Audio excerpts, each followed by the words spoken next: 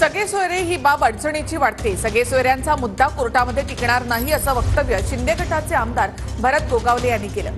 तर सगळे सोयरे टिकत नाही तर मग आमच्याकडे निवृत्त न्यायमूर्तींना का आणलं असा सवाल जरांगेंनी केला। नाही अशा प्रकारचा वादा केला नाही। वादा केला असता तर आतापर्यंत आपले मुख्यमंत्री थांबले नसते।